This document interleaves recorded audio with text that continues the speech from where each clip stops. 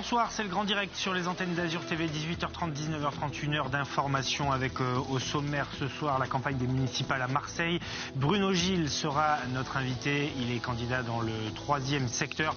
Nous reviendrons évidemment avec lui sur les scandales qui frappent la campagne de Martine Vassal et le sondage publié hier dans les colonnes de la Provence qui place en tête Michel Rubirola pour la mairie centrale.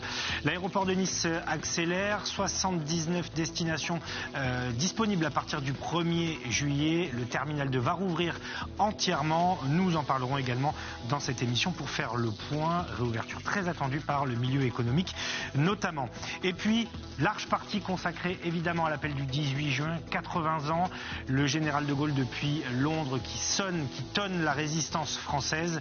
Un appel salvateur qui a permis plus tard de libérer notre pays. Nous serons avec le petit-fils du général de Gaulle, Yves de Gaulle, dans cette émission. Beaucoup Eric, on va ouvrir notre page consacrée au 80e anniversaire de l'appel du 18 juin 1840, l'appel du général de Gaulle qui a sonné le début de la révolte française durant la Seconde Guerre mondiale avec dans quelques instants le petit-fils du général de Gaulle qui sera avec nous, Yves de Gaulle, actuellement conseiller d'État. Mais d'abord, vous voyez ce reportage à Olioul dans le Var, signé Marion Colangelo.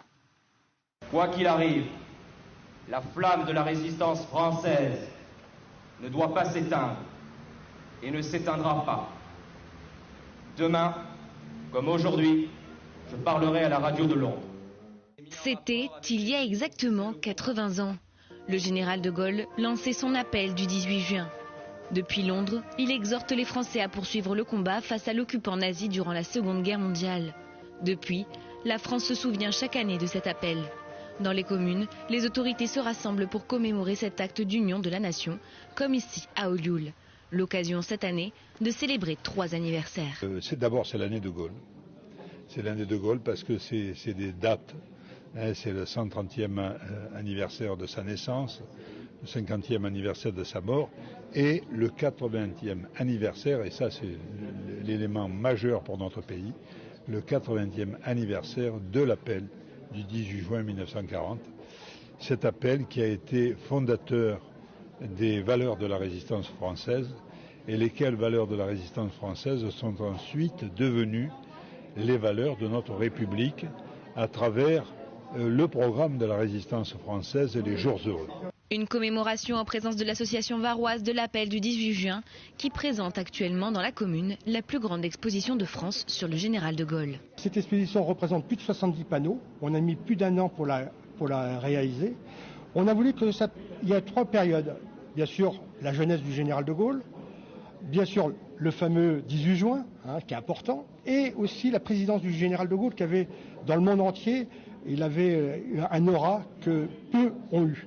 Une association qui se bat pour faire perdurer la mémoire du premier président de la Ve République et qui essaye également d'inclure la jeunesse dans ses commémorations historiques. On se bat pour des valeurs patriotiques, mais on se bat également pour l'avenir. C'est-à-dire, on a aujourd'hui beaucoup de jeunes qui rentrent dans cette association parce que l'homme du 18 juin, c'est pas simplement l'homme du 18 juin, c'est l'homme, c'est la République, c'est la Ve République, c'est tout. Le général, c'est l'homme, c'est le général et le président. L'homme parce que c'est l'homme et le père, avec sa fille Anne qu'il avait malheureusement perdue. Le général bien sûr avec le 18 juin, et puis la Ve République bien sûr, le président qui a créé la Ve République et qui aujourd'hui toujours d'actualité. Charles de Gaulle qui a mené le pays à la libération, mais aussi porté après la guerre une certaine idée de la France. Le gaullisme pour une nation indépendante, un pouvoir exécutif fort, une 3e voie économique entre le capitalisme et le socialisme. Un héritage politique que l'on se dispute encore aujourd'hui. Aujourd'hui, je crois qu'aujourd'hui, souvent on dit au général de Gaulle c'est un homme du passé, mais je crois pas. Je crois que le général de Gaulle, avec toutes les phrases qu'il avait, est toujours un homme d'actualité. Et la preuve, c'est qu'aujourd'hui, tout le monde s'en réfère, même les extrêmes, de chaque côté. Cette exposition consacrée au général de Gaulle est présentée à la salle de la Criée aux Fleurs d'Olioul jusqu'au 28 juin prochain. Et nous rejoignons maintenant Yves de Gaulle, conseiller d'État, mais surtout, c'est ce qui nous intéresse beaucoup ce soir, petit-fils du général de Gaulle. Bonsoir, merci d'être avec nous sur les antennes d'Azur TV. Une première question toute simple, est-ce que vous pouvez nous rappeler dans quel contexte est fait cet appel du 18 juin depuis Londres ? Le contexte, je crois que tout le monde le connaît. Le général de Gaulle quitte la France le 17 juin en réutilisant l'avion que lui avait laissé Winston Churchill. Il atterrit à Londres, il sait à ce moment-là évidemment qu'il n'est plus rien, il n'est en particulier plus sous-secrétaire d'État à la guerre dans le gouvernement de Paul Reynaud, et que c'est le maréchal Pétain qui a pris la suite, non seulement en demandant l'armistice, mais surtout, ce qui est juridiquement beaucoup plus important, en déposant immédiatement les armes des armées françaises. Il arrive à Londres, il décrit d'ailleurs ce voyage d'une manière assez étrange, avec très peu de mots. Mon départ s'est passé sans drame, sans drame particulier et sans romantisme, comme si c'était quelque chose de banal, alors que pour lui, le changement de vie, il en parlera plus tard dans ses mémoires de guerre, a été absolu. Comme l'on dit aujourd'hui, il y a eu le monde d'avant et le monde d'après. Et le monde d'après, Charles de Gaulle devient le général de Gaulle. Il arrive à Londres, il rencontre le ministre en charge de l'information du gouvernement anglais, il rencontre juste après Winston Churchill, qui l'autorise à parler à la BBC, mais en lui demandant quand même de superviser son texte. Alors il rédige un certain nombre de brouillons, plusieurs. Finalement, le brouillon sur lequel lui, il s'accorde, il le soumet au cabinet de guerre anglais, qui lui demande de gommer le début de l'appel sur la référence qui est faite au gouvernement français du maréchal Pétain. Pourquoi ? Parce que les Anglais sont les Anglais. Ils se réservent à ce moment-là toujours de fer au feu et ils sont toujours en attente de savoir ce que le vieux maréchal fera. Est-ce qu'il changera d'avis ? Est-ce que finalement il renoncera à demander l'armistice et qu'il décidera de continuer le combat ? Et donc ils mettent De Gaulle de côté en disant en souhaitant qu'il ne soit pas trop excessif et que du coup, au cas où les cartes changeraient, la carte entre guillemets Pétain ne soit pas d'ores et déjà brûlée. Le général de Gaulle accepte, ce qu'il n'acceptera plus après, mais il accepte en tout cas à l'occasion de l'appel du 18 juin. C'est un appel qui aura un écho d'ailleurs limité au départ. Alors le premier appel, celui du 18, a un écho effectivement très limité. Il est très peu entendu en France. Assez curieusement d'ailleurs, il est repris par la PQR, en l'occurrence la PQR à Lyon et la PQR à Marseille, qui cite in extenso le texte, donc il a été beaucoup plus lu qu'entendu, et après a fonctionné effectivement le bouche à oreille, et du coup, un certain nombre de gens ont compris ou ont commencé à savoir qu'il y avait à Londres un certain général, dont ils ne se souvenaient d'ailleurs pas forcément très bien du nom, mais qu'il y avait un certain général qui avait lancé un appel le 18 juin pour continuer la lutte. Est-ce qu'on est là sur le fondement de la résistance, les compagnons de la résistance de la libération? Est-ce qu'on est là sur un acte véritablement fondateur qui va déterminer le destin de la France? Je pense que c'est un acte fondateur pour plusieurs raisons. La première, c'est que fait cet homme tout seul, que personne ne connaît, qui n'est général de brigade qu'à titre provisoire, qui ne représente plus rien, qui aurait bien aimé que quelqu'un d'autre que lui, de plus gradé, jouât le rôle qu'il est en train de jouer. Mais qui est-il pour lancer cet appel, qui est encore une fois un extraordinaire cri de liberté, qui ouvre un espace que l'action de résistance des forces françaises d'un côté et puis des forces françaises de l'intérieur après va commencer à remplir. C'est un acte de rupture qui a une grande consonance parce que c'est bien entendu dans le profond de l'homme la rencontre d'un homme de l'histoire et qui se sait homme de l'histoire, qui s'y est préparé, et des circonstances qui lui ont permis d'entrevoir une fenêtre dans laquelle en fait s'insérer et jouer le rôle qui a été le sien. Et puis il y a en second, donc il y a eu cet acte fondateur, et il y a en second une espèce d'extraordinaire acte de lucidité, et il en est d'ailleurs de même parmi les très très grands de l'histoire du monde, de ces gens qui sont capables de comprendre et de faire la différence entre ce qu'il y a de possible et ce qu'il y a d'impossible, alors que tout paraît impossible aux autres. Et cette manifestation-là, chez lui, dans l'appel du 18 juin, c'est d'essayer de faire comprendre que si la bataille de France est perdue, Non pas que ça n'a pas d'importance, mais que rien n'est définitivement perdu, parce que de toute façon, cette guerre, c'est une guerre mondiale et ce n'est pas une guerre franco-allemande. Et que l'ensemble des éléments qui ont permis de vaincre les armées françaises, on peut exactement les renverser en s'appuyant sur les Anglais d'abord, les Américains après, pour renverser la vapeur et faire en sorte que le régime nazi soit vaincu. Et c'est ce qui s'est passé. C'est à la fois un acte de résistance, un acte de liberté, d'une extraordinaire liberté, une liberté disruptive, comme on dirait aujourd'hui, et en même temps un acte de lucidité, de compréhension des choses de la part de quelqu'un qui s'est élevé au-dessus des événements et qui en a compris le sous-jacent. C'est une extraordinaire traversée des apparences.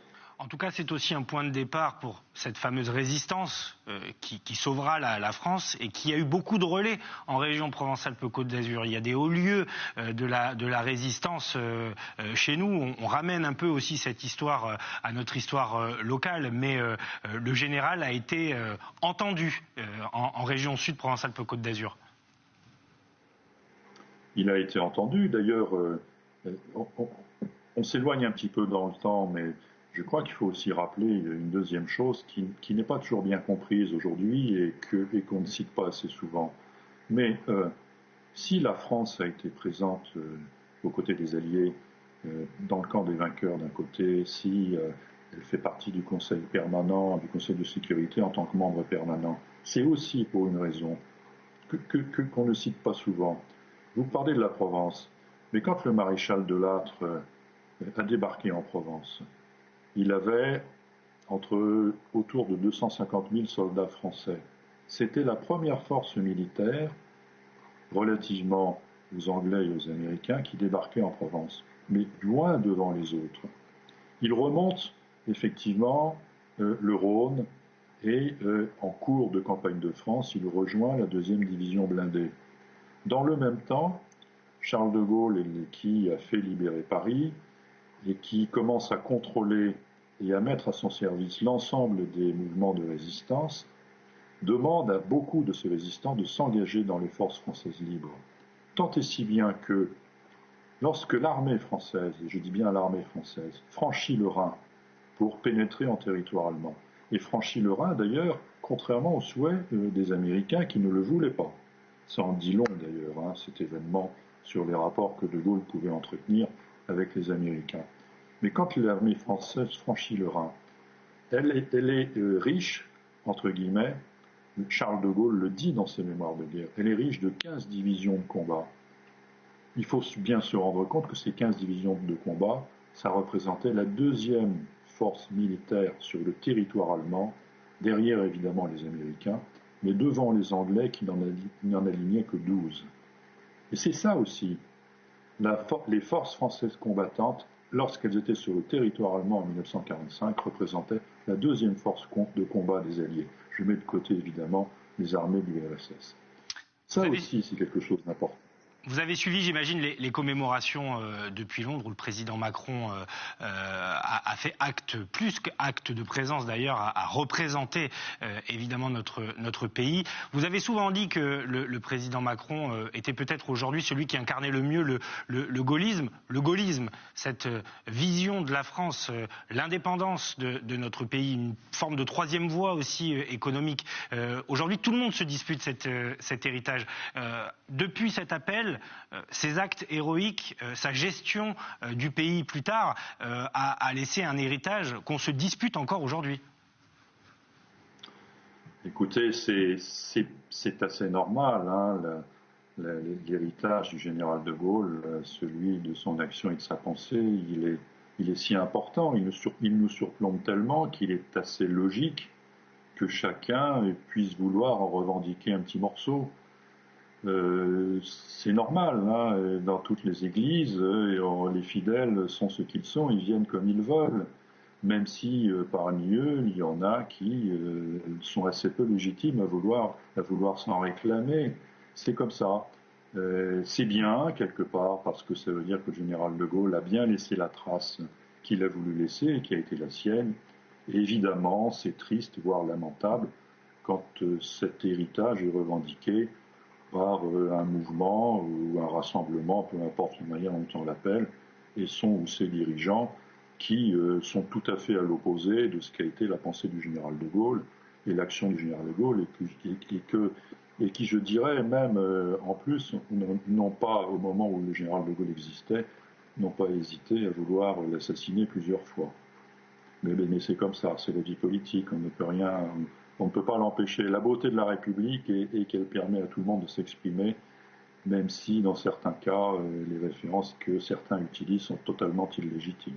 Une dernière question, Yves de Gaulle, une question d'actualité. Comment avez-vous vécu les dégradations sur les bustes du général de Gaulle dans un climat de tension palpable en France? Vous mettez ça sur le compte de l'inculture, de la bêtise?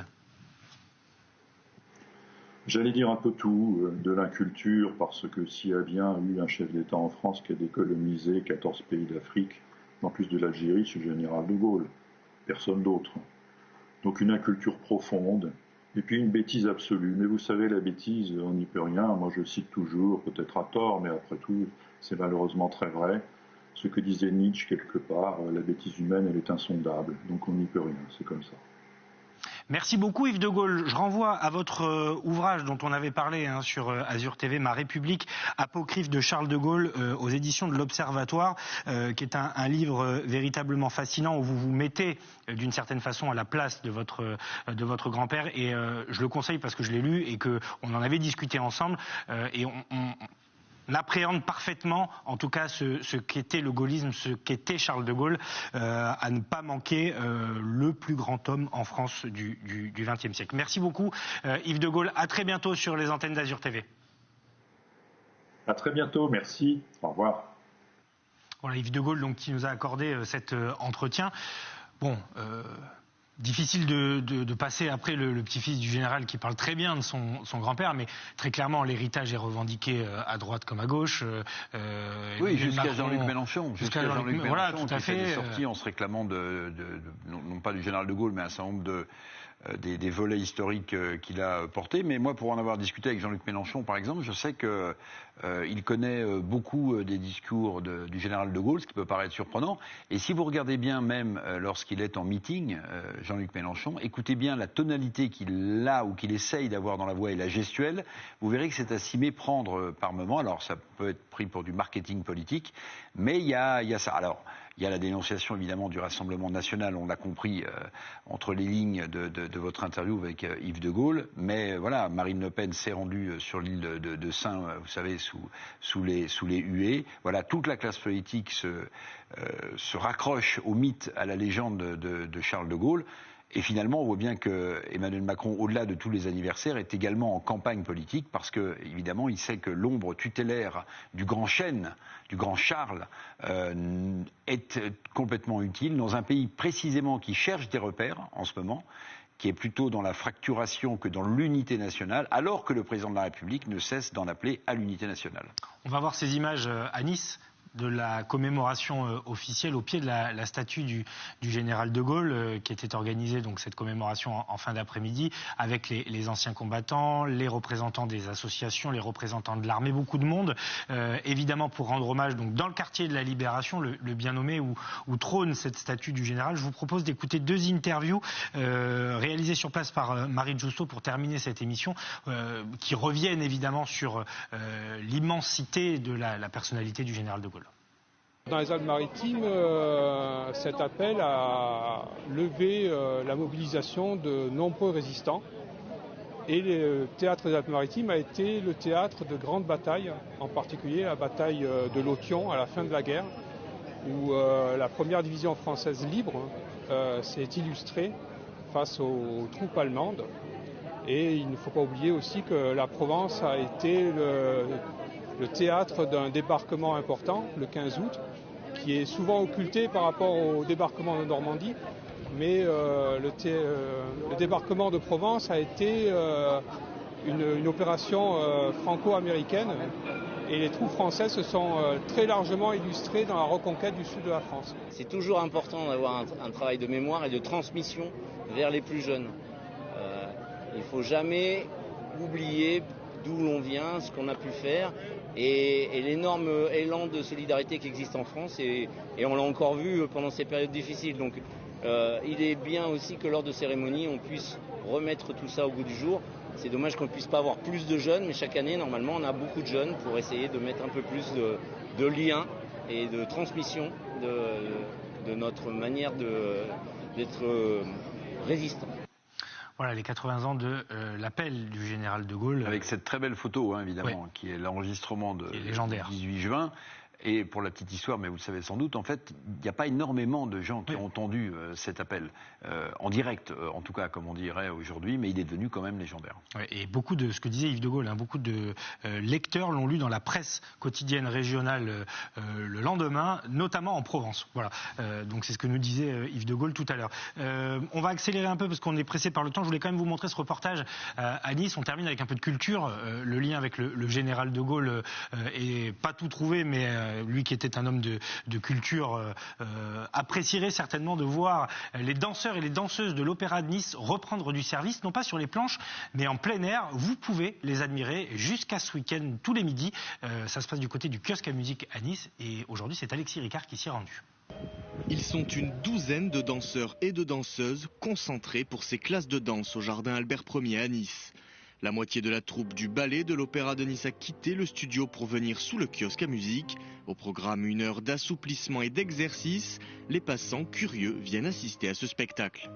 Mais je vais donner un petit chiffre. Lors de la saison 2018-2019 à l'Opéra de Nice par exemple, nous avons accueilli 55 000 spectateurs, ce qui est formidable. Mais quand on sait qu'il y a à peu près 350 000 habitants à la ville de Nice et 600 000 dans la métropole, on se rend compte que finalement tout le monde ne va pas à l'opéra. Donc le fait d'aller à leur rencontre, d'aller sur les marchés, d'aller dans le kiosque du jardin Albert Ier, d'aller à Cimiez, d'aller dans les rues ou sur le parvis de l'Opéra de Nice, eh bien c'est cette rencontre qui permettra à certaines personnes qui ne nous connaissent pas, tout simplement, eh bien de se dire que finalement nous sommes des gens comme tous les autres et que les artistes de l'opéra ont envie de partager leur passion, de chanter, de danser, de jouer, et on espère qu'avec ces actions-là, eh bien ça donnera envie à toutes les personnes de venir plus volontiers, de franchir les portes de l'opéra. À la fois artistes et sportifs, les danseurs et les danseuses en profitent pour retrouver les sensations et le travail brutalement interrompu par la crise sanitaire. C'était très dur au départ moralement parce qu'on se préparait pour des spectacles très intenses et d'avoir toutes les répétitions, l'entraînement coupé d'un coup à 100%, c'était assez compliqué. Mais bizarrement, la reprise n'a pas été aussi dure que je pensais, donc c'était bien. L'entraînement en plein air n'est pas terminé pour eux. Vous pouvez venir les admirer demain à midi, mais aussi vendredi, sans oublier jeudi 25 et vendredi 26 juin.